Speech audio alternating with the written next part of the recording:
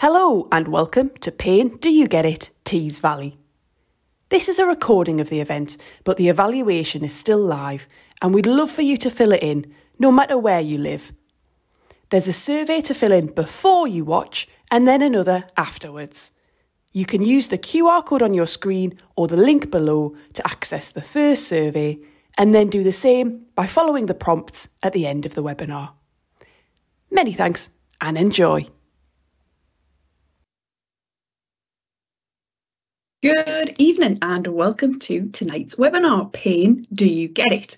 My name is Felicity Thou and I'm a member of the Flippin' Pain team. Flippin' Pain is a public health campaign sharing a scientific understanding of persistent pain with people affected by it. And this event is being supported by NHS South Tees and NHS North Tees and Hartlepool.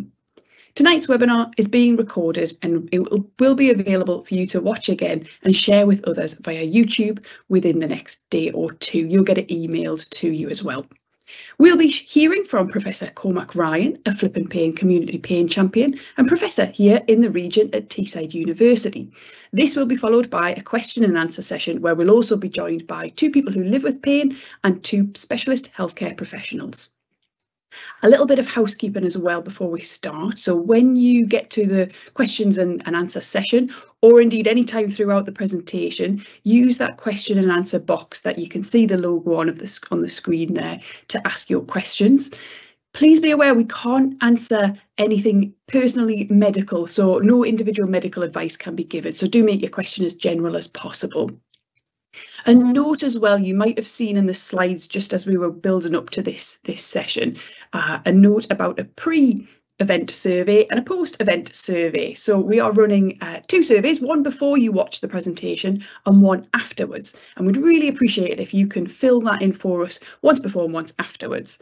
The link to that, you'll have an email with that link in, but you'll also see that in the chat box just now. You can answer that pre-event survey and I'll remind you about the post-event survey afterwards. Now, you may have heard this before at a Flippin' Pain event, but we think it's worth saying again. In case you've ever been made to feel otherwise, we'd like to acknowledge that persistent pain is real, it's complex and it's often distressing. It can make us feel scared, angry, anxious, depressed, isolated, and ultimately not in control. There is a lot of misinformation out there, sadly, and that can add to that feeling. So what we're aiming to do tonight is share the most accurate information so that you can feel in control again. What you hear tonight won't take away your pain immediately, but it might start you on the right path to reclaiming back your life and reclaiming you. And so, all of that said, I am delighted to introduce Professor Cormac Ryan. Cormac, I'll come to you for the presentation and we'll come back for questions and answers at the end. Lovely. Thanks, Felicity. Hi, everyone. Thanks, Felicity. So my name is Cormac Ryan. I'm Professor of Clinical Rehabilitation at Teesside University. I'm also the Community Pain Champion for the Flippin' Pain campaign. It's a real honour and privilege to be here speaking to you today. Before I begin, man in the bath, just to say your camera is still on. We can see you. No, only kidding. We can't see you. All the cameras and microphones are turned off and we can't see anyone. So just sit back and relax. Okay, so next slide, please.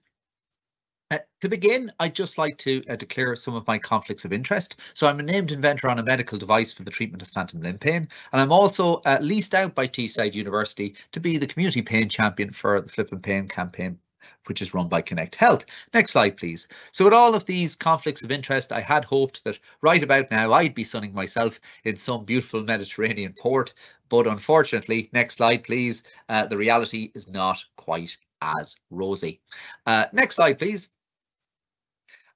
Okay, and again, there we go. So I want to begin by introducing you to this chap called Maurice Ward. Maurice was a hairdresser and an amateur inventor in the northeast of England, and a pretty amazing guy. And he invented a special type of plastic that was revolutionary in terms of its heat resistance. Just click on, please. His invention appeared on Tomorrow's World. Those of you of a certain vintage, such as myself, will remember Tomorrow's World very fondly, where you would have seen things like mobile phones for the first time. Yeah, on Tomorrow's World, what they did was they dipped an egg in Morris's special plastic solution, and they then applied a blowtorch to it for several minutes. And what they found was afterwards they cracked the egg and it was completely raw inside. It was completely uncooked, showing just how amazing this new material worked. Boeing were interested in it, NASA were interested in it, but Morris was extremely protective of his invention. Understandably, he wanted it to be used for good, so he didn't share the formula. He kept it very much to this scientific knowledge to himself. And then sadly, he passed away without passing on this information to anyone else. And this information was lost and just not effective for anymore. Because it couldn't be passed on. Next slide, please. We want to stop that same thing happening within the pain world. So over the past 50 years or so, a huge amount of scientific discovery has occurred with regard to persistent pain, but very little of that information has trickled through to the person on the street. And as such, there are many myths and misconceptions about persistent pain, which act as barriers to good management. At the Flippin' Pain campaign, we believe knowledge is the key to success. We believe if we can take this information and put it into the hands of the people who need it the most, the person with pain, their friend, their relative, we can bust many of these myths, leading to better pain management. We need to learn from Morris's situation and make sure that we take the scientific information and make it as widely available as possible so it can have the greatest benefit. Next slide, please. Okay. So I want to think about, how do you understand pain?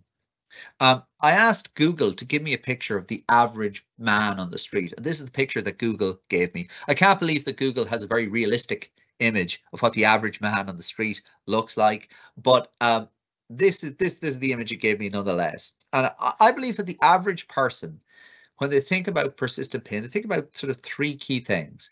The pain only occurs when you're injured. The greater the injury, the greater the pain will be. And persistent pain means that the injury has not healed. Now, those all sound perfectly logical, reasonable statements, but they are in fact all misconceptions, myths, misunderstandings about pain and how it works. And hopefully by the end of this session, you'll see how they are indeed misconceptions. So we'll come back to this towards the end. Next slide, please. At the Flippin' Pain campaign, we're trying to change the way that people think about, talk about, and treat persistent pain. Next slide, please. And we're trying to do it by communicating our 6 key messages. That persistent pain is common and can affect anyone. Hurt does not always mean harm. Everything matters when it comes to pain. Medicines and surgeries are often not the answer. Understanding your pain can be key, and recovery is possible. Now, in the next 40 minutes or so, I'm going to try and give you a snapshot into each of these key messages. Some are a little bit longer, some are a little bit shorter, but I'll give you a heads up for some of the key pointers as we go. Okay, so let's start with the first key message, that persistent pain is common and can affect anyone. Next slide, please. So what do we mean by this? Next slide, please. Well, it's a huge problem. It affects almost a quarter of people in the Northeast. It affects 30 to 50% of people in the Northeast, but it accounts for almost a quarter of the total disability. It's a huge, huge problem. Next slide, please. However, you're not really aware of that. When you're someone with persistent pain standing in the queue at Tesco's and you look around you, it's easy to think that you're the only person with it. It's a very isolating condition, and you can feel that you're completely alone, because when you look around you, of course, you can't see whether someone has persistent pain. It's an invisible condition, and as a result, as I say, it can be quite isolating. Next slide, please. What you don't appreciate is that 30 to 50% of people in the UK, and indeed in that queue, will be experiencing persistent pain also. Actually, it's not so much of an isolating, but a unifying condition. It's something that we share with many, many people, and understanding that we're not isolated or alone can be a really, really helpful part of our sort of recovery and management journey. Next slide, please. So our second key message is that hurt doesn't always mean harm. Well, what do we mean exactly by this? Next slide. What I mean is nicely illustrated in this case study, which was published in the British Medical Journal in 1995. And it's a situation where a builder jumped from one platform to the next. And as he did so, a 6-inch nail went up through his boot. He was in absolute agony. He was rushed to accident and emergency, where they gave him some really strong painkillers like fentanyl, but it had no effect whatsoever. They brought him into the operating room, removed his boot, and what they found was, miraculously, the nail had passed between his toes. He was completely uninjured. There wasn't a scratch on him, yet he was in terrible, terrible pain. It's a perfect example of hurt does not necessarily mean harm. You can have terrible pain with little or no tissue injury. And the reverse is true. You can have terrible, a significant tissue injury with little or no pain. Pain and injury are two separate things. They sometimes hang out together, but not always. And over time, they drift further and further apart. Now, how is this possible? How can you have such terrible pain with little or no tissue injury? It seems totally bizarre. How is that possible? Well, it's all to do with the third key message, which is that everything matters when it comes to pain. Next slide, please. Pain is a biopsychosocial experience influenced by biological, psychological, and social things. But to begin, I'm not going to talk about pain to communicate this key message. I'm going to do it by talking about vision and how our visual system works.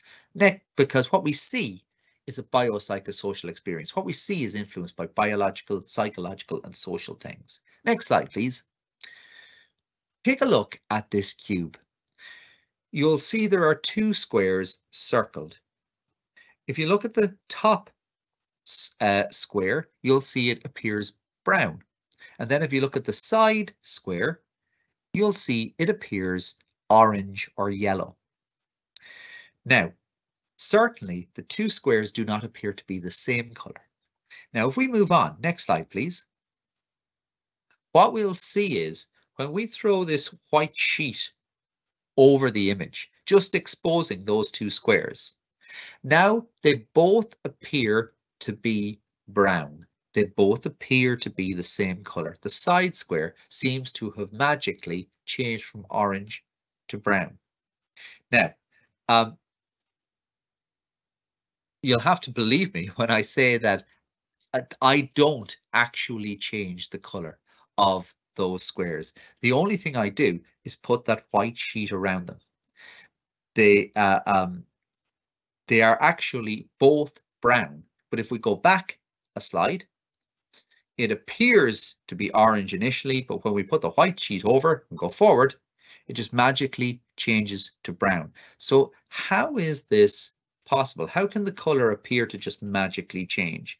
Well, it's all to do with how our visual system works. Next slide, please. Light reflects off images in the surrounding area.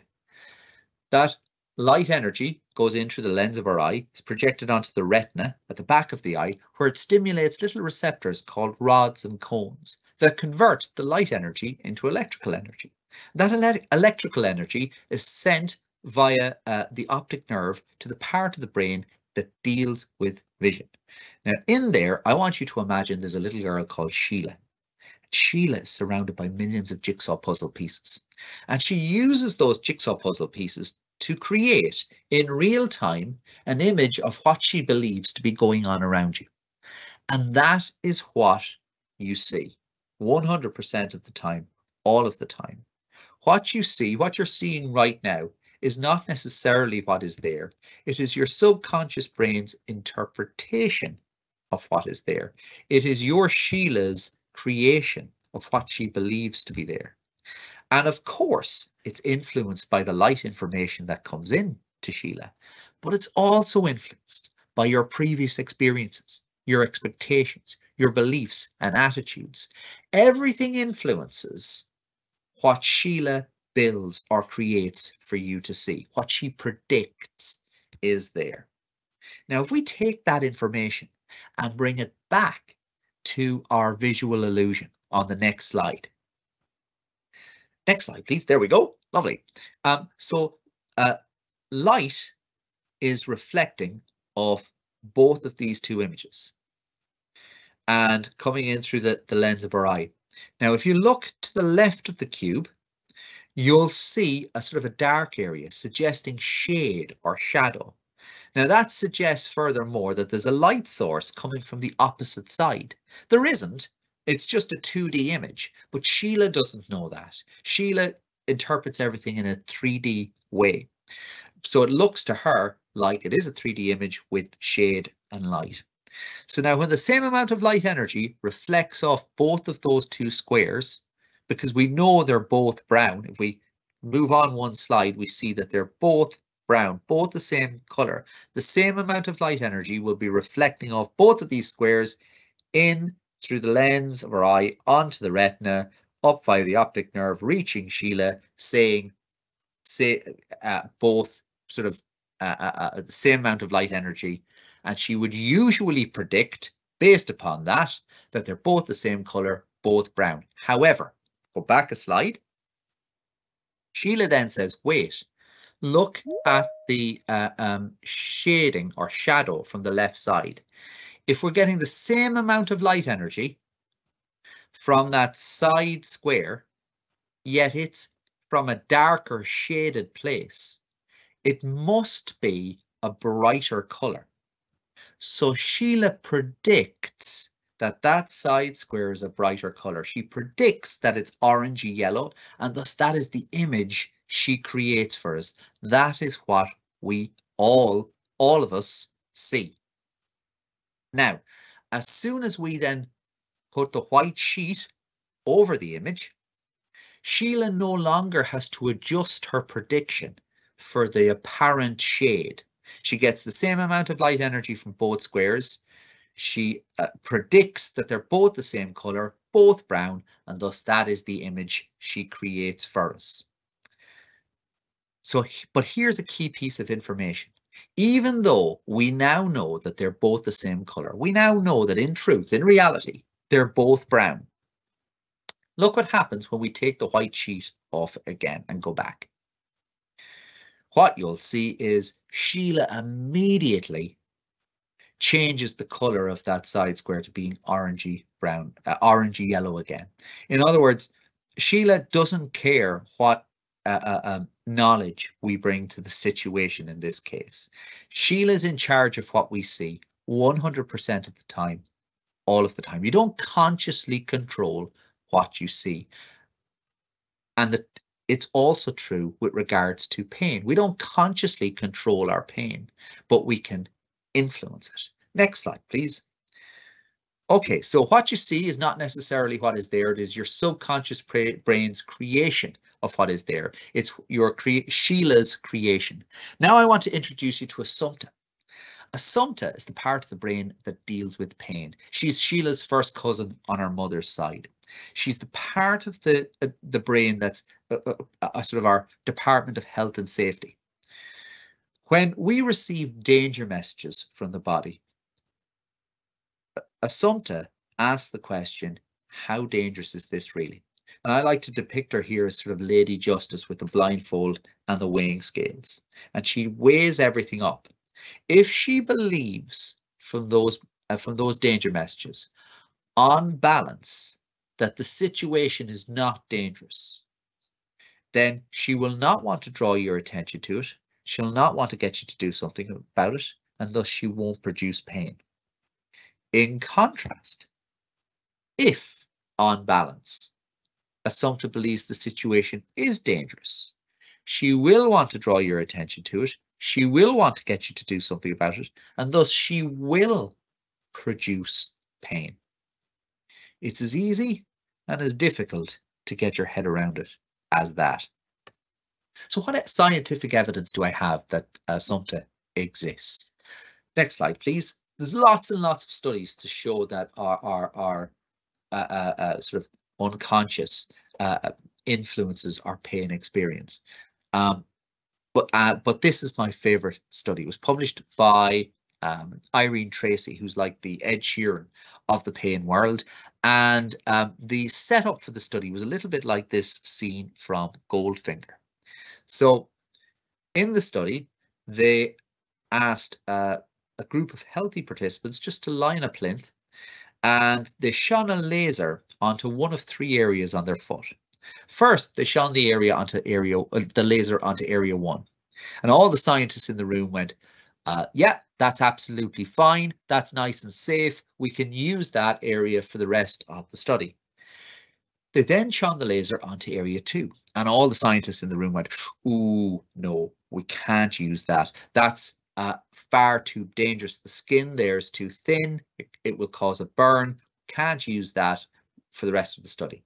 They then shone the laser onto area 3, and all the scientists went, we're not sure about this.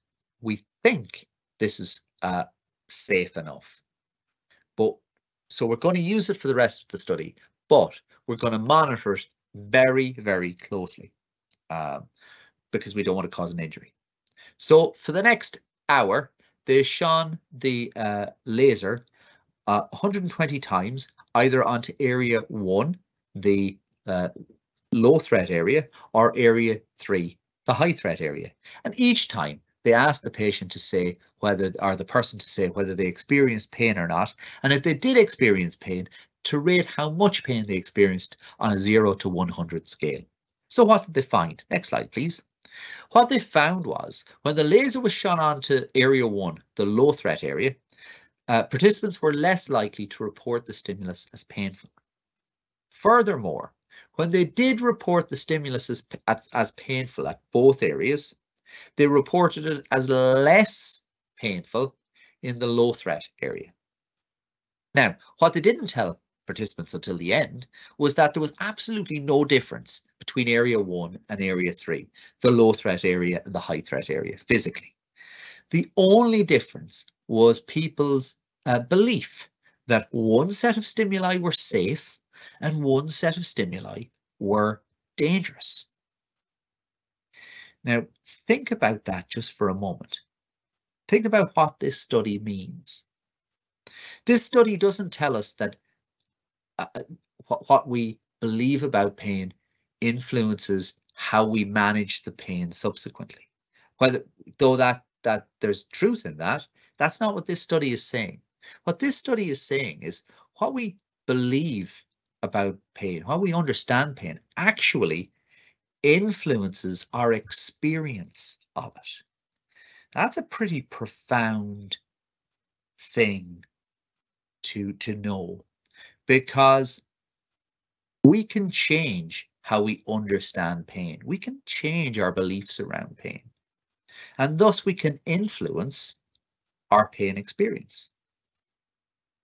That's a really, really profound thing, and something that I want you to keep in your mind as we go forward. Next slide, please. And again, okay. So I'm going to try now to kind of biologize a little bit of that experience. Imagine you're trying to put up a picture on the wall. Instead of hitting your thumb, instead of hitting the nail, you hit your thumb. That causes a wee danger message to be sent along the first order nerve, saying danger in your thumb. It doesn't get pain messages to be sent. There are no such thing as pain receptors in your body. They don't exist, but there are danger receptors which send danger messages along that first order nerve. And when it reaches the spinal cord, it passes the message of danger on to the second order nerve, which goes from the spinal cord all the way up to the brain. And it passes it on over a small little gap called the synaptic gap. And it passes the message on using little chemicals called neurotransmitters. When the message reaches the subconscious brain, it goes to Assumpta. And Assumpta asks the question, how dangerous is this really? And she puts all the bits of the jigsaw puzzle together. And she says, right, okay, so getting danger messages from the thumb. He's got a hammer in his other hand. He's doing DIY. He always injures himself when he's doing DIY. The chances are that he's just hammered that thumb and he's in mid-swing. He's probably going to do it again. Now, we need to step in. We need to protect this thumb. This thumb is important to us. We need to act. We need him to act. What can we do? Well, let's produce pain, and let's produce it in the area we believe the damage to be. That will get him to do something about it. And thus, at that point, all of this has happened in a split second out with your conscious awareness. But now, at this point, pain occurs. And the conscious you handsome devil, you become aware of that and you drop the hammer. You jump up and down, you shout, you swear, you kick something, whatever it is you do. And then you might get a Band-Aid, you might go to your GP, etc. Now, Assumpta is not finished because she has enormous control over this system.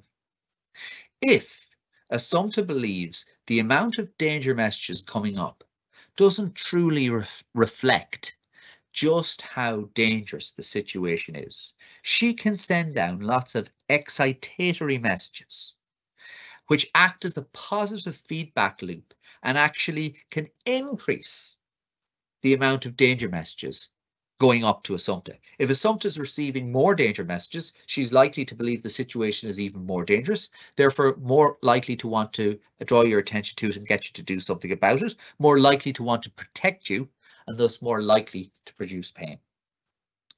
In contrast, if on balance, Assumpta believes the situation is less dangerous than the amount of danger messages coming up would suggest, she can send down inhibitory messages. These inhibitory messages can actually reduce the amount of danger messages coming up the spinal cord, acting as a negative feedback loop. Now, if fewer danger messages come up to Assumpta, Assumpta is likely to believe the situation is less dangerous. Therefore, less need to draw your attention to it, less need to get you to do something about it, less need to protect you, and thus less need to produce pain. Next slide, please. Now, this is all in the short term, but in the seconds, minutes, hours, days, even weeks after the event. But what about long term? What about chronic persistent pain, where the pain lingers on long after normal tissue healing occurs? What happens there? Well, essentially, our pain system, our pain alarm system, becomes supercharged. These gaps that I talked about, where we pass messages from one nerve to the next, they become overwhelmed. They can't cope with the demand that's being placed on them. They're a little bit like the post office at Christmas time. They can't cope with all the messages that need to be sent. What does the post office do? It recruits more workers, and those workers work longer shifts during the Christmas period. In a similar way, our sort of neural system adapts with changes chemically, which increase its capacity to send these danger messages. It becomes sensitized, so sensitized that now even normal stimuli that would not normally bring about pain is enough to trigger the alarm system and evoke a pain experience. Furthermore, you get a sort of a spreading out. There'll be some of you in the audience who will have felt at some point that the pain feels like it's moved or it's spread over a wider area than it used to be. And if that's the case, that's another pointer towards the system being supercharged. What happens is these chemical changes that we talked about in the pathways, all these pathways crisscross.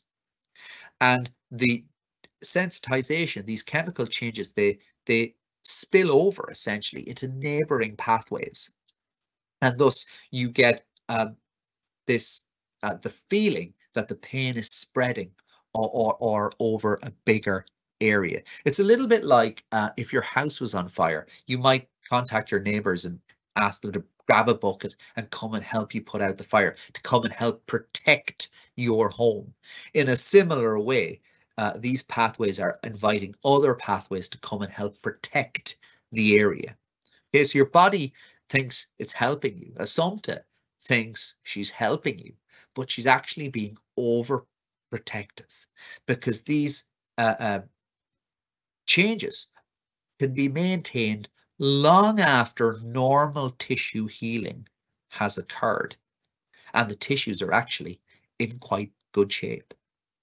It's what we call the pain is no longer useful.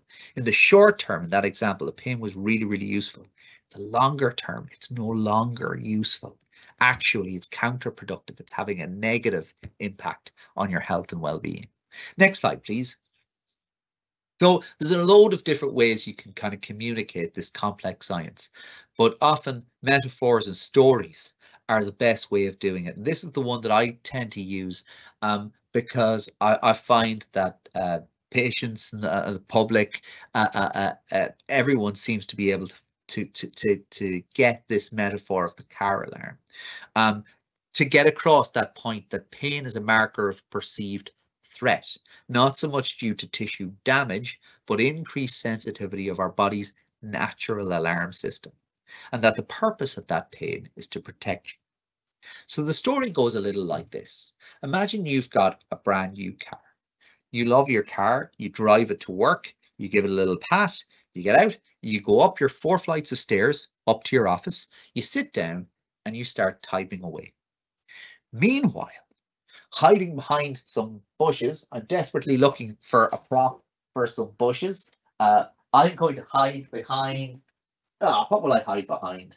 I'm going to hide behind a space hopper. So we're going to pretend that this space hopper is a bush. Hiding behind the bush is a robber. The robber sees your car, says, right, I'm going to steal that car radio. He runs over, he breaks the window, grabs the car radio, then runs off down the street. 2 minutes later, car alarm goes off. You jump out, you jump up, you look out your window, and you can just see in the distance some guy running away. You shout, but he's gone. He can't hear you. You go down your 4 flights of stairs, and you are so despondent to find that your car, the window's broken and the radio's been stolen. You call the RAC, you call the police come take a statement. The RAC come, they replace your car window, they replace your car radio. Then the guy says, I'm going to give you a little tip. I'm going to turn up the sensitivity of your alarm. Now, the next time some guy tries to mess with your car, he's going to get a rude awakening. You say, thanks very much. You go back up your 4 flights of stairs. You start typing away. Meanwhile, same burglar looks out from behind the same suspiciously space hopper shaped bush and says, I'm going to steal that car radio as well. He runs over, but as soon as he touches your car alarm goes off. He looks up at the window. You look down at him. Your eyes meet. He knows he's been rumbled. He runs off. You go down your 4 flights of stairs and you're delighted to find that your car is in perfect shape. There's not a scratch on it. And you thank your lucky stars for that RAC guy. You turn off the alarm, but you leave the sensitivity right up because it's doing such an excellent job keeping your car safe. You go back up your 4 flights of stairs and you start typing away. 2 minutes later, car alarm goes off again. You jump up, you look out your window, and what you find is an elderly couple have just walked past your car. They've just glanced off it. Now, your car was in no danger whatsoever. That glance was enough to set off the alarm, and the alarm sounds just like it did when the window was broken. You go down your 4 flights of stairs, you turn off the alarm, but you leave the sensitivity right up because it's doing such a great job keeping your car safe. You go back up your 4 flights of stairs and you start typing away. 2 minutes later, car alarm goes off again. You look out and you see this huge pigeon sitting on your car. obviously a deaf pigeon because the alarm hasn't scared him away. But nonetheless, you go down your 4 flights of stairs, you shoo him away, you turn off the alarm, but you leave the sensitivity right up because it's doing such a great job keeping your car safe. You go back up your 4 flights of stairs and you start typing away. 2 minutes later, car alarm goes off again. Your problem is no longer the broken car window or the stolen car radio or the burglar behind the space hopper. Your problem is this sensitized alarm system. And whilst it is doing a brilliant job keeping your car safe, it's stopping you from doing all the things you need to do throughout your day. Now, persistent pain works in a very similar way. Due to this sensitized, overprotective alarm system, it's doing a brilliant job keeping your body safe because it's so painful to do anything, even you can't do anything even remotely dangerous. The downside, of course, is that it's also so painful to do just normal everyday activities and stopping you from doing those normal everyday activities that you need to do to stay healthy and happy and active. So hopefully that's helped you to kind of grasp what we're talking about here. What persistent pain being not so much a marker of tissue damage, but rather a marker of perceived threat. And that the purpose of that pain is to protect you. I'm going to say that one more time. The purpose of pain is to protect you. It's not about detection. It's about protection. Next slide, please. So why are we designed this way?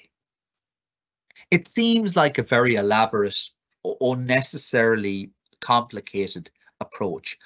Would it not be so much easier if we simply experienced pain when we were injured and didn't experience pain when we were not injured? Would that not be so much more straightforward?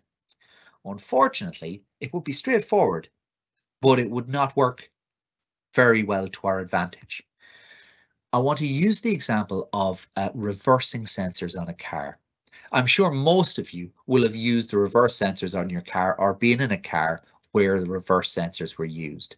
Now think about a standard approach. As your car reverses, gets closer to the wall, it goes beep, beep, beep, beep, beep, beep, beep, beep, beep.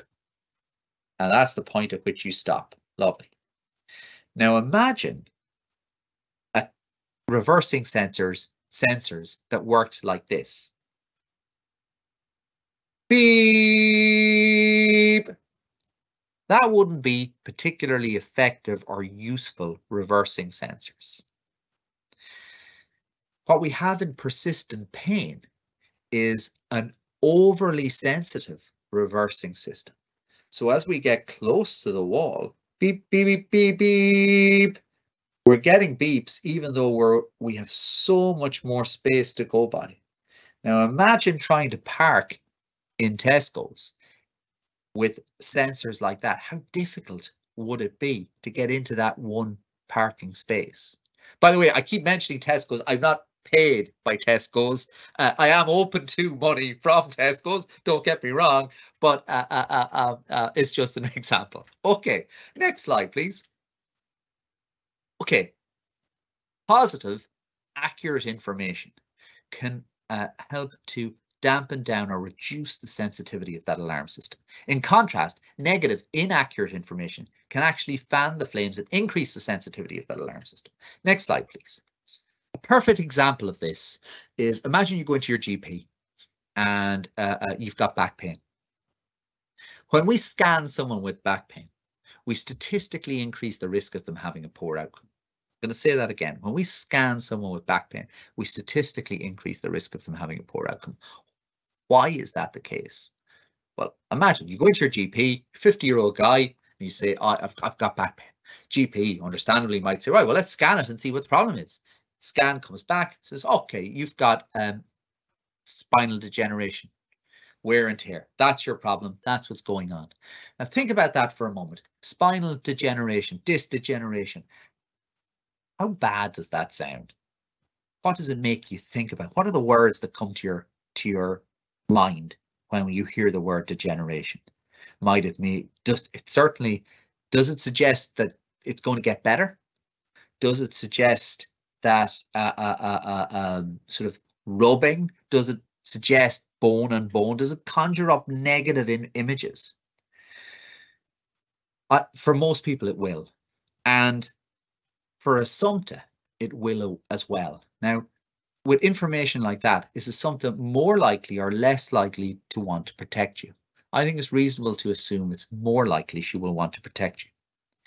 And she protects us all by the only way she knows how, which is increasing the experience of pain so that we'll be more careful. And thus, that is one way of understanding how scans can increase the sensitivity of can lead to worsening outcomes.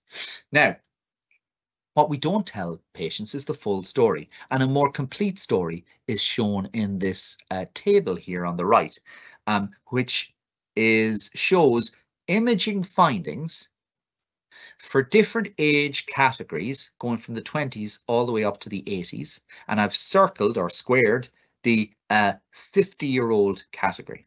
And if we look at the first line for disc degeneration, we see that 80% of 50-year-olds have disc degeneration.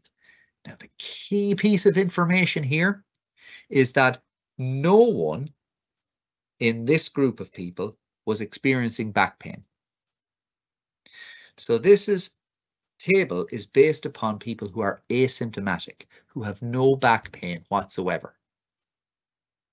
So 80% of 50-year-olds have disc degeneration, even though they have absolutely no back pain. Again, think about that for a moment. What we're seeing here is that these imaging findings, they are not necessarily pathological. They are age-related changes. They are the kisses of time. They are grey hairs. They are wrinkles. They are the normal age-related changes that one might perceive and not necessarily indicative or creators of pain. However, we as healthcare professionals have given them that role and attributed pain often incorrectly to them. And it's easy to see how that will happen. For example, if you take a person with back pain, say, well, let's find out what the problem is. We scan you, oh, you've got disc degeneration. That's your problem. The next person comes in, we scan them, oh, you've got disc degeneration. That's your problem. What we're not doing, of course, is scanning all the people who don't have back pain because, well, why would we? It's not until we started doing that, we go, oh, you've got disc degeneration as well. Your back looks just like the person who had back pain. We were taking 2 and 2 and getting 5. We were misinterpreting those findings. What we have found is that when we now interpret these imaging findings correctly, when we go back to people and say, okay, there are age-related changes here, but actually they're the normal for someone of your age. They're not. It's not pathological. Actually, we take away the negative impact of the scans. We don't necessarily lead to scans helping per se, but we reduce the negative impact. So it's not so much the scanning itself, it's the negative information that we give alongside it. And this example is really nicely given in the next slide by Pete Moore. Some of you may recognize Pete. Pete is a person with lived experience of pain who developed the pain toolkit, and this is his experience of receiving an MRI scan. Next slide, please. I did actually get to have an MRI scan, and it showed up that I had degeneration of the discs in my lower back. It's the 2 lower vertebrae and 1 in the centre. What they've shown is more or less like bone was sort of rubbing on bone, really. So, okay, but the words they use, okay, I guess at the time frightened me. They use this word degeneration. I was thinking, God, well, if I've got something degenerative, and I better just be really careful what I do. So again, I had this thinking, well, if I've got something degenerated, I better not be too active in case I wear things out even more. And they also told me that when they showed me this, they said, "Oh, your spine is like a digestive biscuit." Again, you know, I thought if I move at all, I may make things worse. But by not moving, as I found out later on, I was making things a little bit worse, because I was becoming more and more deconditioned. What a terrible use of language by that healthcare professional. To say something like your spine is like a digestive biscuit. It's, you know, 20 years on from that video clip, I still know Pete. His spine hasn't magically just crumbled. He's still managing his pain as well as he ever has. Next slide, please. You know, what a terrible use of language to choose a digestive biscuit, something so crumbly. The healthcare professional couldn't even choose a robust biscuit, something more like a hobnob, something with a bit of steel behind it. Poor old Pete must have just been avoiding cups of tea in case his spine magically dissolved. It was a perfect example of negative, inaccurate information, fanning the flames and making the situation worse. Next slide, please. And that's what we mean, of course, by everything matters when it comes to pain. Our pain is influenced by everything. It's influenced by the words that people use and negative, inaccurate information, but it's also influenced by things like stress. Stress can increase the sensitivity of the alarm system. Next slide, please. Mood can increase the sensitivity of the alarm system. Next slide, please. What friends and family think. If there are any friends and family listening here, what you think, how worried you are about your loved one's condition, can increase the sensitivity of the alarm system. Next slide, please. Feeling financially safe, and that's, I think, particularly pertinent in these challenging times. There's evidence to show that actually feeling financially insecure can increase the sensitivity of that alarm system. The effects are very, very small, but they are there. Everything matters when it comes to persistent pain. Next slide, please. Pain-related anxiety, fear or worry about what might be causing the pain can increase the sensitivity of the alarm system. Next slide, please. Our poor diet can increase the sensitivity of the alarm system. Next slide, please. As can poor quality sleep. Next slide, please. And low levels of physical activity. All of these things can increase the sensitivity of the alarm system. But if we know that, well, then perhaps there are ways we can begin to intervene to reduce the sensitivity of that alarm system, which we'll talk about in a couple of minutes. Next slide, please. Okay, so you've covered a lot of the heavy lifting. I've got 3 more key messages, which I'm going to try and get through as quickly as I can. 4th key message, which is that medicines and surgeries are often not the answer. Next slide, please. So I like to think about pain, conceptualize it a little bit like fire. Fire is noxious, it's hot, it's awful. We don't care what's causing it. We just want it put out. We just want it gone. However, understanding what is causing the pain is really important in terms of our choice of fire extinguisher. For example, if it's an electrical fire, we certainly don't want to pour a water fire extinguisher on it. We want to use perhaps a foam or a CO2 fire extinguisher on it. Now, when it comes to pain, next slide, please. Again, like fire, we don't care what's causing it. We just want it to go away. We just want it to stop. However, understanding the mechanisms actually helps us to choose the right intervention to tackle it. Now, when it comes to opioids, for acute pain, short-term pain that experienced in days or minutes or weeks, that you might experience perhaps after you've been in a car accident, or if you have had a surgical intervention, opioids can be really, really effective. However, in the longer term, pain that's gone on for 3 months or more after that event, they stop being effective because the underlying mechanisms are changed, they're different, and they're no longer responsive to the way that opioids work. And a really nice example of this, next slide please, is shown in this systematic review, which was published in JAMA, with the Journal of the American Medical Association, just under 5 years ago now, where they showed that compared to placebo, next slide please, opioids were only 7% more effective for persistent pain compared to placebo. Now, 10% is a meaningful change. So in other words, if you're not changing by 10% or more, you're not having a meaningful change. 7% is not meaningful. Next slide, please. If we compare that to something like physical activity, which I appreciate can increase pain in the short term, but over the longer term, it can actually reduce pain and disability.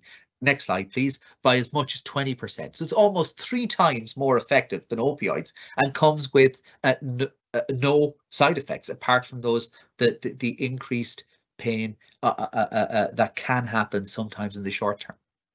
Next slide, please. Okay, last 2 key messages, which is that sorry, just before I move on from that, just to say that our opioid use in the UK has increased dramatically in the past 20 to 30 years. This is despite all the evidence and the guidelines saying that it's not particularly useful for chronic pain and we shouldn't be doing it, or we should be doing it in a much smaller amount than we are doing it. So it's a really challenging issue, but understanding better, pain better, can help us to tackle this issue. Next slide, please. Okay, last 2 key messages. Understanding pain is key and recovery is possible. Next slide, please. This is data from Professor Lorimer Mosley based in Australia. And in this slide, it shows data from hundreds of patients who have gone through a clinic receiving pain science education, which is the education we're kind of covering here, as well as a smorgasbord of active physical and psychological therapies, such as physical activity. Patients had pain of all varieties, from back pain to neck pain to endometriosis. They had pain on average of a 5 out of 10, and they'd had it for 6 years or more on average.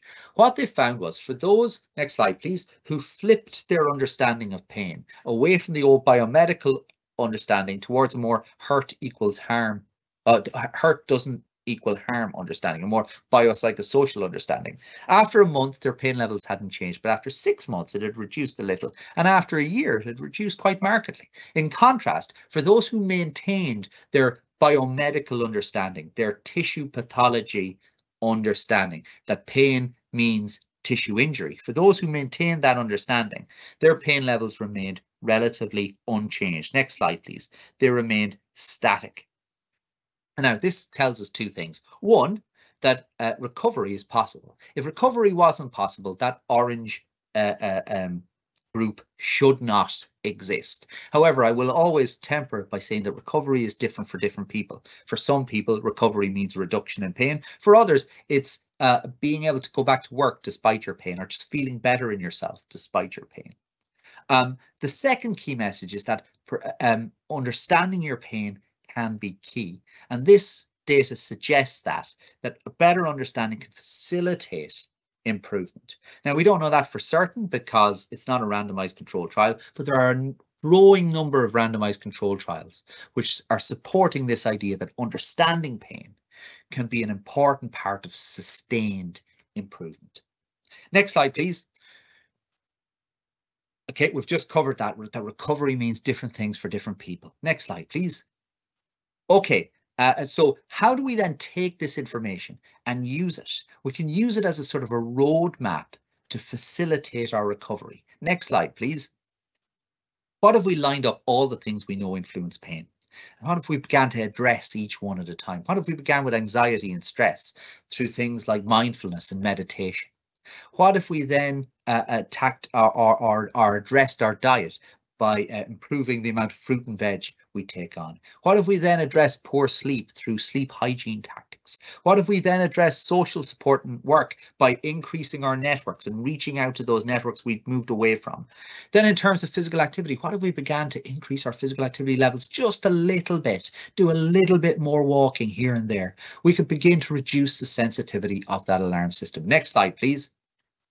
Okay, before I finish up, I want to thank Pain Revolution in Australia, our sister campaign, who've been so generous with all their materials and so supportive, and we really, really appreciate that.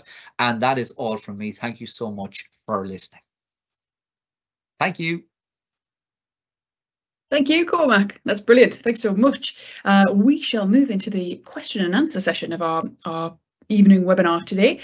But first, let me introduce the panel. So, as you can see on your screen now, we have a group of panellists who will be joining myself and Cormac to answer your questions. I'll let each of them introduce themselves individually and then let's get into the questions. Just a reminder, if you have a question, do put it in the Q&A box, type it in there and we will put it to the panel. Jane, do you want to go first to introduce yourself? I will do. Thank you for inviting me along for, it's been a really informative evening there and I hope everyone's enjoyed it. I'm Jane Wojcik and I'm a psychological therapist and I work within a medical psychology team at South Tees Hospitals. Excellent. Well, thank you very much. Thanks, Jane. Mac, do you want to go next to introduce yourself?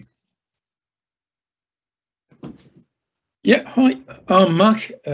I'm probably living proof that everything that Cormac's just told you about the real cause of pain and the fact that you can regain control and make an excellent recovery is true. I've been suffering from long-term pain since 2006 and I got a really good turning point in 2016 when I learned the real cause of pain and gained an understanding of it and managed to learn to control my pain to a point now whereby it doesn't really impact on my life at all. Brilliant. I'm going to come back to you on that, Mac, because I know a bit of your story and there's a question about where to start when pain is affecting even small things. So I'll come back to you on that, but I'll introduce the rest of the panel first. Victoria, do you want to introduce yourself next? Hi there, thank you for inviting me. I'm Vic, I'm one of the physiotherapists at the pain clinic over at South Tees and have been working there for around 18 years and had a great journey so far. Thank you very much. And Rowan, finally, do you want to introduce yourself? Hi everyone, I'm Rowan and I'm really pleased to be at the event today. I am a trainee mental health and wellbeing practitioner and I'm somebody that lives with persistent pain and has done since I was very young. Thank you very much. Thanks, Rowan. Let's get into the questions. So we have one from Jane who wonders, it's a common question, a very good one. We're promoting starting physical activity here. We're starting to promote getting people more active to help with pain, but where to start when even the basic things, when even the low level activity stuff is painful? Mac, I'd mentioned I'd come to you on that because I know you've had an experience of this. Can I come to you for a bit more on that? Yeah, sure. The system that I developed was basically the realization that the only thing I could change was my mind's attitude to the pain, and the fact that it got stuck in the habit of sending pain signals back down through the body. So it was kind of like small things first, in basically persuading the brain that it can stop these habits and that it can change habits. The first thing was to change, bizarrely, it's going to sound really, really crazy. The first thing was to change whichever seat I sat in when I ate my tea at night, a habit that most of us have. Another one was, after a few weeks, change the seat again. And then another one was to do the same thing with whichever seat I was sat in watching the TV at night. Just keep swapping them and change them. The brain's getting used to constant change. Another thing was sort of driving to relatives' houses. You normally just go the same direction, use the same route, use the same route to go to the shops, use the same route to go to work. Just change that every few weeks, take a different route. And gradually, the old brain starts to get used to the idea it can change habits. And then I started from a really low point in my mobility. I was only able to walk a handful of paces before the really debilitating pain started to kick in. So what I did was, for a week, step outside the house, out of my comfort zone, walk a handful of paces that I knew I could do, have a little rest, turn around and walk back. The next week I increased it by 1, and then every week increased it by 1 until I reached the point where I was increasing by a maximum of 10% each week on week. until after a couple of years I got up to about 1.5 miles. And now, I mean, recently I've just come back from the Lake District, a week hiking. Every day we were out hiking, doing sort of 10+ miles a day over fairly rough terrain. Hardly a flicker of pain, just a little bit of discomfort. So I've come from that situation in 2016 to now in 2023. I'm now regarding myself as a fit and active guy who's no longer badly affected by the danger signals going through my nervous system to a sumpter, as Cormac describes it, and obviously a sumpter's not overreacting either. So it's really achievable, but you've got to do it very, very slowly and incrementally, or at least that's my experience. I hope that helps. Brilliant. Absolutely. I think it's important to hear that it wasn't a quick process. As you mentioned, it started off at steps outside of your front door, and then has progressed to mountains. But there must have been times when that felt hard going. There must have been times where you thought, is this worth it? Would that be fair? That would be very fair. And there were setbacks, there's no denying that. Yep. They usually coincided with something else that was going on in my life, stressful situations, bad news, that sort of thing. So everything that Cormac was relating to what affects pain really is what it says on the tin. Everything does have an effect, but once you know that, once you have the knowledge and the understanding that these things are affecting your pain, you can cope with them. You can do something about them. You can work on it. Let's say I started from a very low point. I'm now at a really high point. I mean, last year we were hiking in the Alps in the foothills of the Matterhorn. Brilliant. Never thought I would do that again. That's brilliant to hear. Thanks very much. Vic, I'll come to you in your role as a physiotherapist working within pain. And I'll guide in another question that's come in while I was answering. So we're talking about what happens when pain is even affecting the small stuff. And somebody who with fibromyalgia has asked, I'm kind of doing everything I can. I'm eating a pretty healthy diet. I'm listening to guided imagery tapes. I'm managing stress, but I really don't know where else to turn. What would be your advice in terms of building activity when things feel like you're at a brick wall everywhere you turn? Yeah, I mean, it's a really good and interesting question. I think sometimes the memory in our brain takes over a little bit, and we have these little conversations going on that we should be doing this much and we ought to be able to do this much, but obviously things have changed and become sensitive when we have pain. And sometimes I think people have maybe too high of an expectation, so we should be able to walk for 10 minutes, we should be able to walk for 5 minutes, and sometimes our tolerances aren't quite at that level, and it might be about stripping it right back, which I realize is quite difficult sometimes emotionally, mentally, to cope with that. But I think people set their tolerances where they think they should be rather than where they really are physically, and that does take some adjustment. It is tough, but people may start a walking program or their sitting tolerance times really as low as like 30 seconds, and that might feel really disheartening, but it's where we need to connect with our mind and body and really listen to what our body's telling us and start right from the basics and start to build it up. If we go too quickly, we can often have setbacks, which then obviously just knocks your confidence and your emotions. But if we can really work out where our physical tolerances lie, really, we can then start to build on those really gently through some graded exposure. That's brilliant. Thank you very much.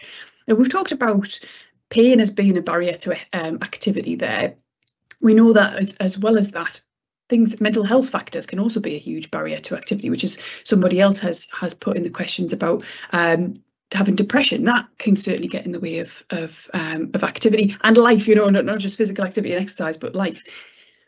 When we know that, and I'm going to come to you, Jane, on this, working in mental health, when we know that so many people who live with pain are affected by mental health problems, what are some ways that people can overcome that as a barrier to activity? I think one of the first things that it's important to recognise is that when people are experiencing this chronic pain, that actually, when you start to reduce your activity as a result of the pain, that actually starts to also reduce your quality of life. So naturally, that will bring your mood down as well. It can also increase your anxiety about doing things. So the pain actually can be quite central to everything when it comes to our emotions.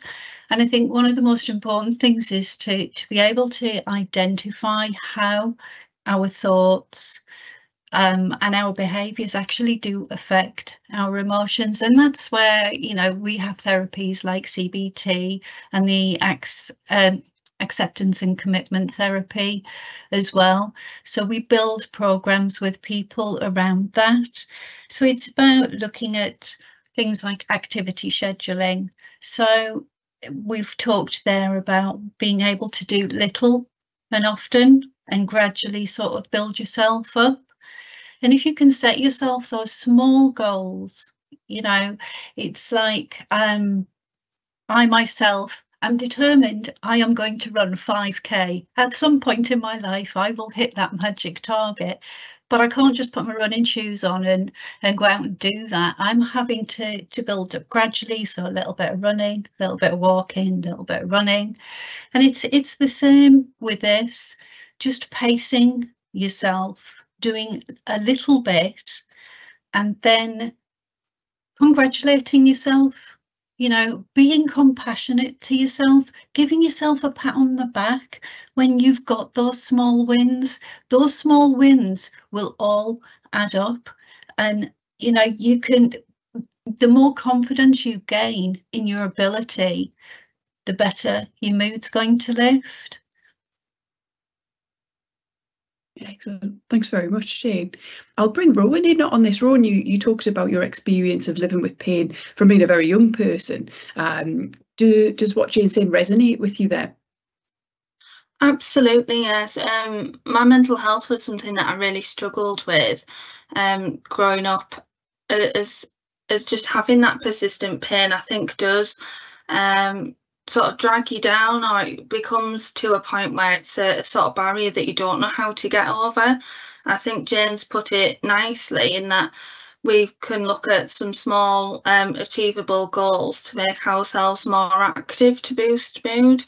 And I think sometimes that can be challenging to sort of face when you're somebody with persistent pain. So with mine, I kind of looked at it as it was getting to a point of seeing my persistent pain as somebody to get to know. I had to learn about how pain affected me and sort of what it was in my world, so that I could sort of know a bit better on what was going to be helpful to me. So I was sort of looking at exercise, but I was doing all the wrong exercises for me.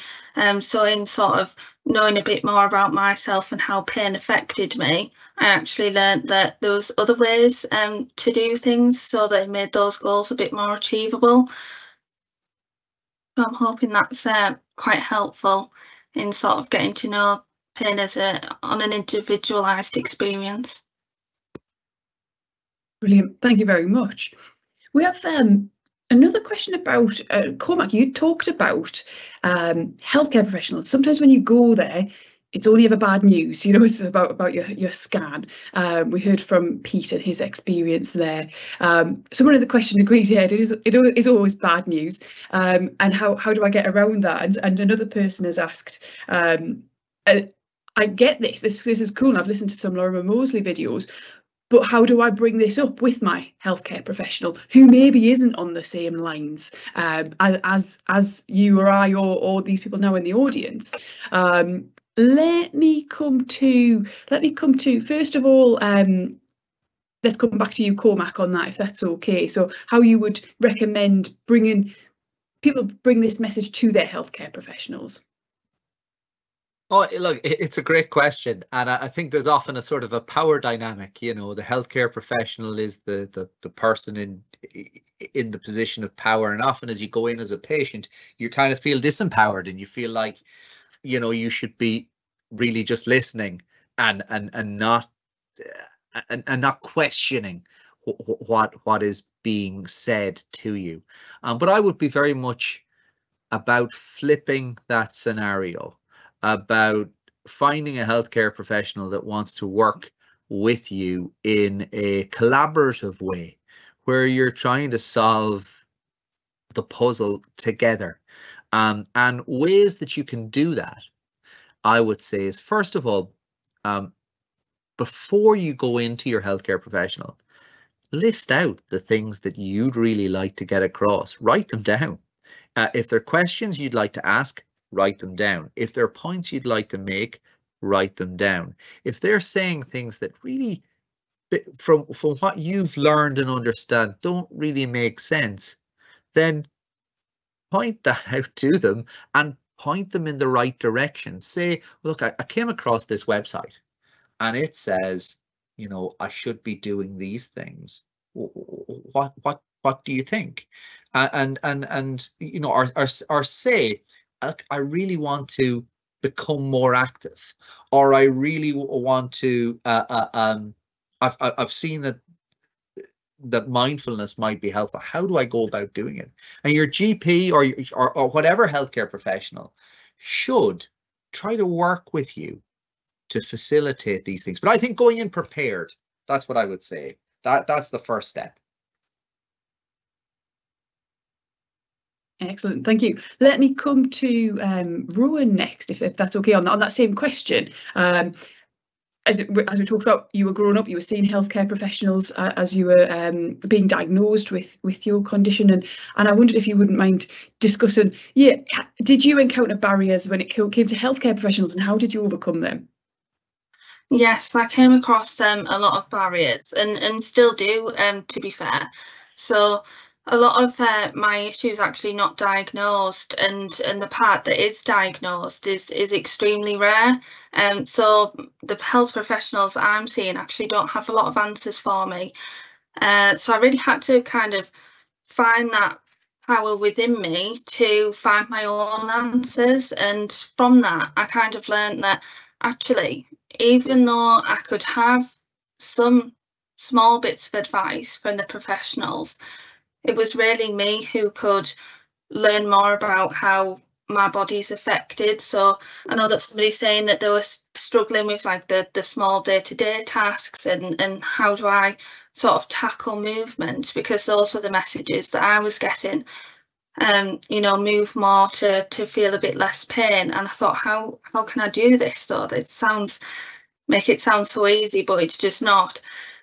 And through that, as I said earlier, it was really about sort of switching to different activities, trying sort of new things, so that I could really realise that actually there's an empowerment within me where I can actually learn a bit more about my pain, which then encouraged me to speak up a bit to the professionals that I was saying, to sort of have a bit of a positive challenge, as in so that we could reach a co-collaborative point, so that not only were they bringing suggestions, but I was as well, and that was something that I could discuss, rather than feeling as though I'd just sort of been left with no answers or nothing, nowhere to go.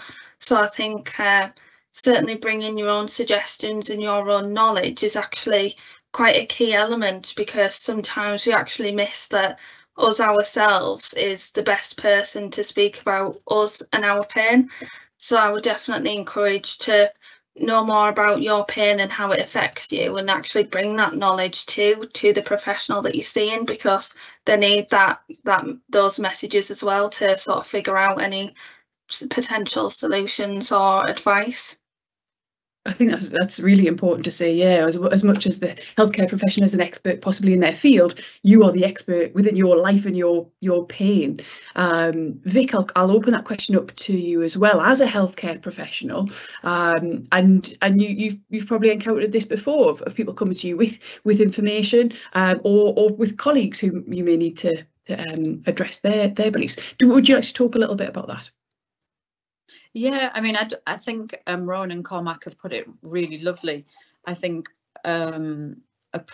approaching the healthcare professional with some thoughts that you can speak to them about, some goals that you want to achieve, where you can work collaboratively to achieve those goals, and challenge some of that medical model that sometimes we get stuck in. So I think just go in with what you want to get from this appointment makes a lovely appointment, to be honest.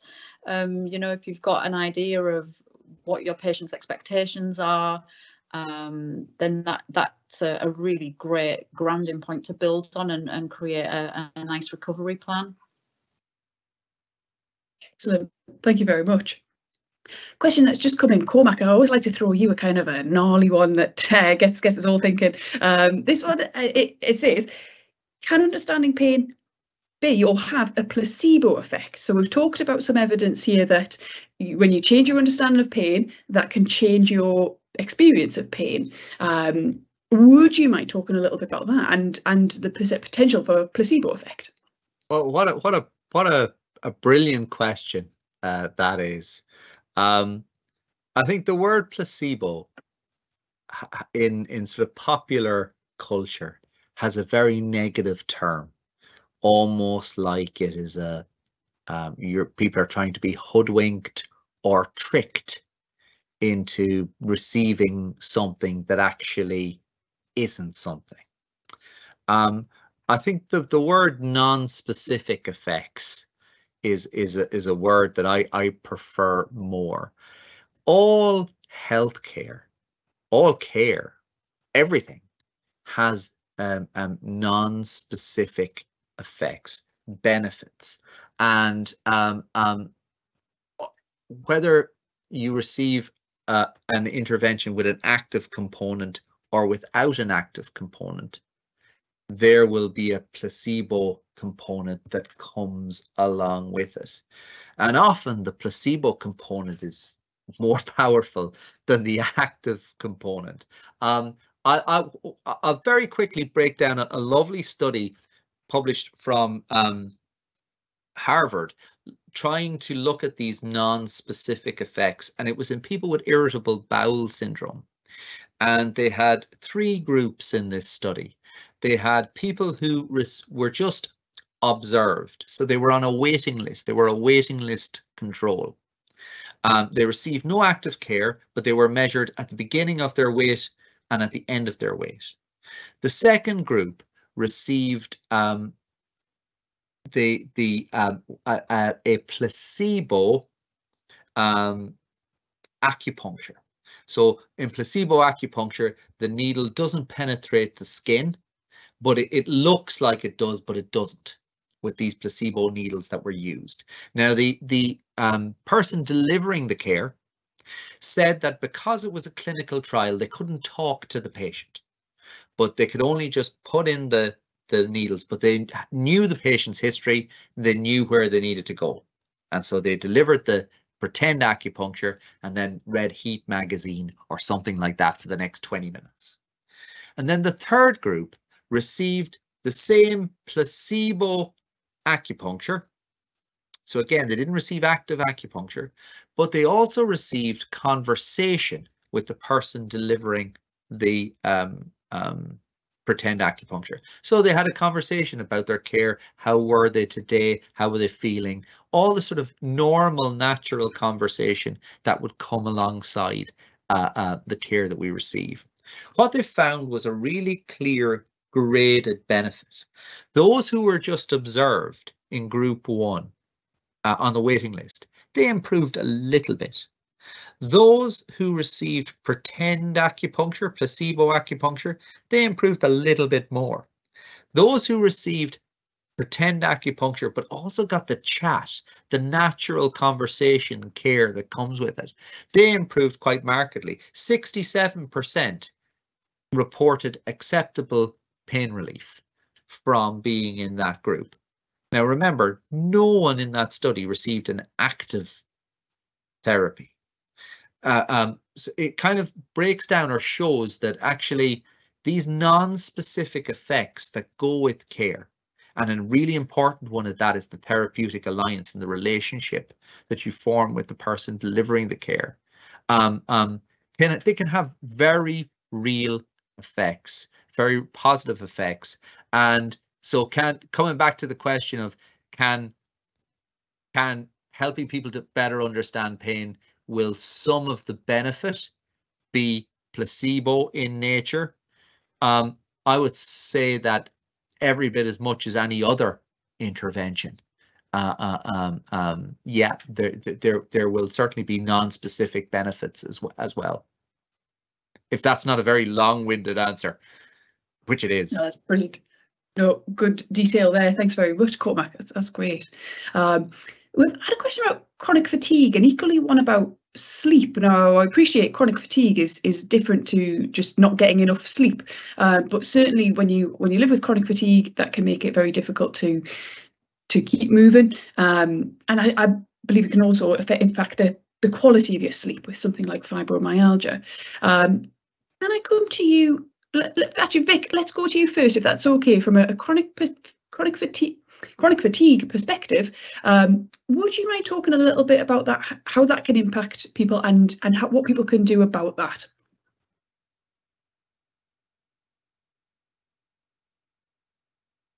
Sorry, Vic, I'll just get you to come off mute. Apologies. So there is a big crossover with chronic fatigue management and pain management, I believe. And again, a lot of it will come back to really understanding where do your tolerances lie for doing particular activities or having particular postures. And I sometimes like to look at it as activities that are not just physical, but also concentration levels and emotional levels, because all of those can impact on your ability and to function, but also on your pain levels. So there's a lot of learning to be done, and it's about supporting the patient to be able to learn more about their bodies and really have that mind-body connection and understand where the tolerances are for physical activity, emotional activity, and activities that require concentration, because everybody will be very, very different. I like to often use the analogy of myself and my husband. My husband might be watching a really intensive football match, and that might be really draining for him because emotionally he's very involved in it. Where for me, I'd be just sat in the background, and that wouldn't fatigue me at all because I'm not interested in the slightest.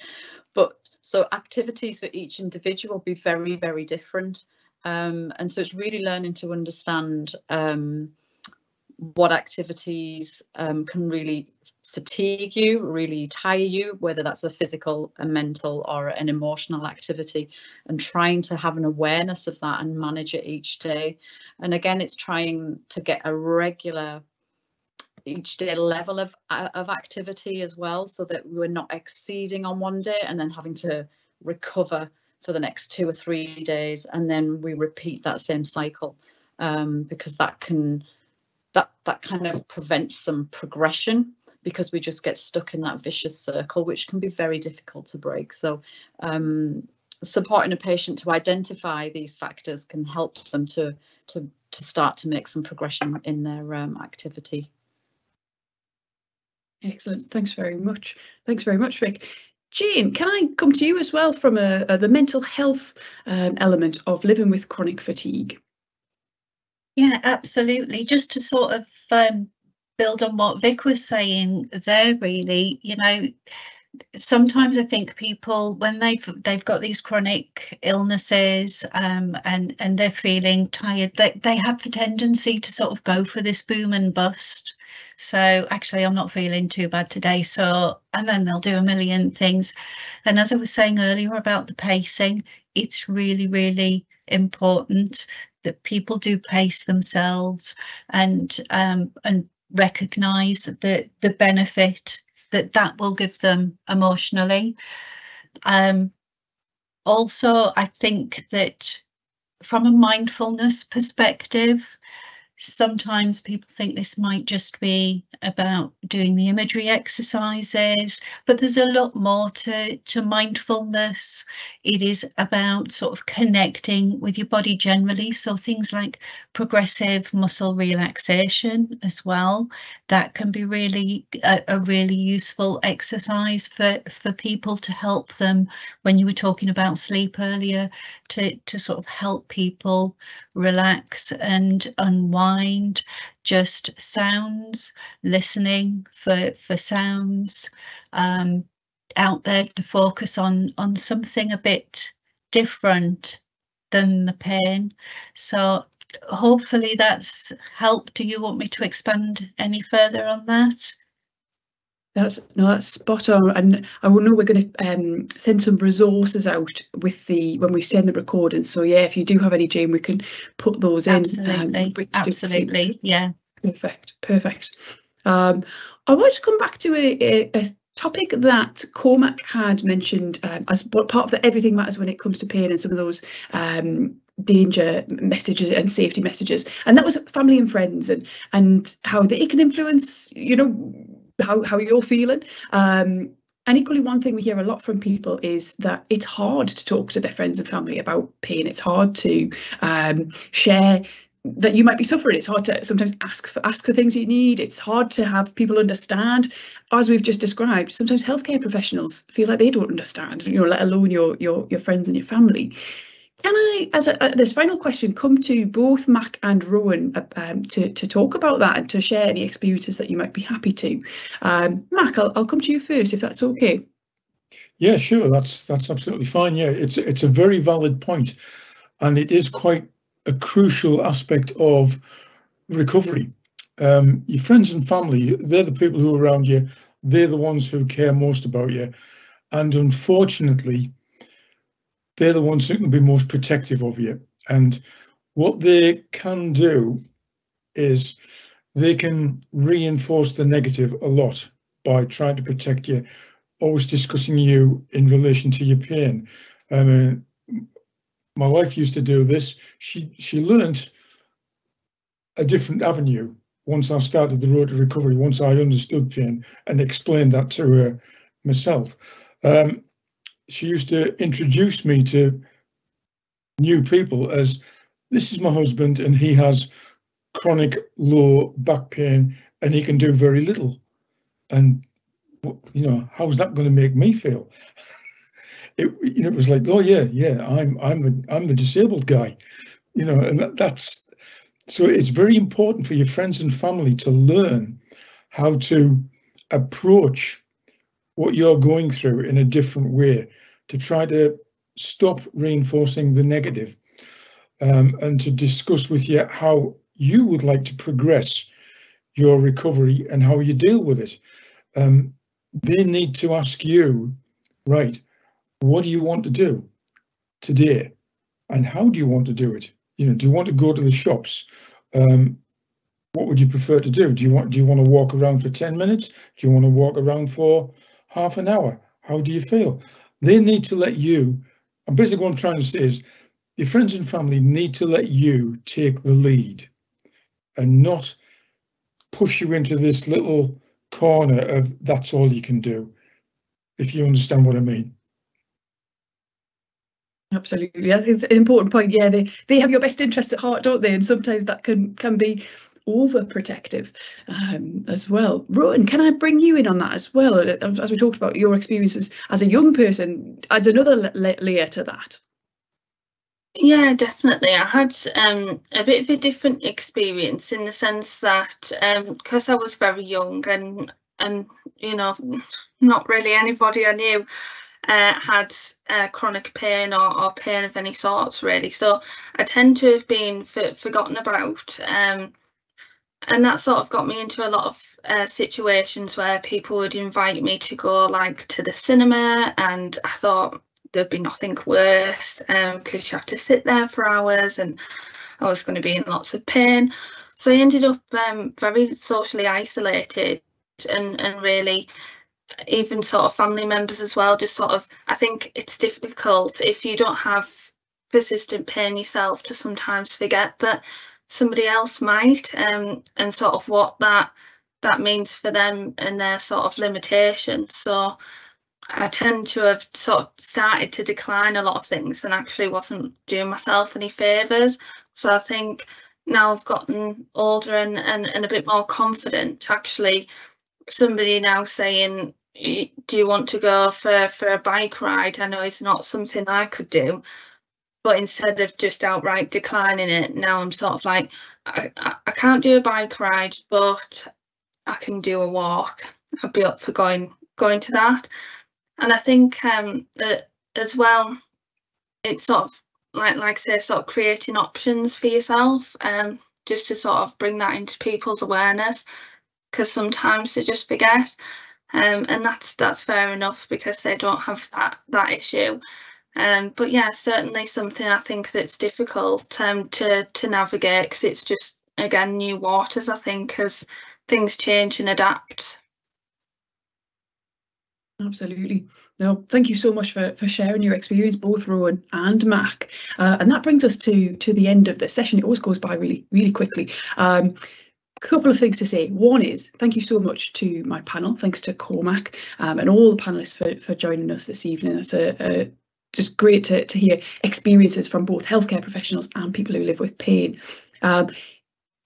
As we talked about at the beginning, there is a pre-survey questionnaire that hopefully you filled in. There is now a post-presentation survey to fill in. So you can access that through either a link that will go into the chat or the QR code on your screen just now. That will also be included in the email that we'll send you in the coming days with the recording in there as well. If you want to rewatch this, as I say, you'll get that in an email, and if you want to share it with other people, it'll be on our YouTube channel as well in the next coming days as well. As we touched on, we will be sending some resources out within that email, so some local resources within Teesside, and Jane will take those sleep resources gladly as well. Thank you for that. So just a final thing to say is you can email us info@flipandpain.co.uk on your screen just now if you have any feedback, any questions. You can also visit our website flipandpain.co.uk for all of our resources and our previous events as well on the events page there, and across the board on social media @flipandpain. So with that, as I say, thanks very much to my panel, and thank you all for joining us this evening and watching, and we'll see you next time. Thanks and good evening.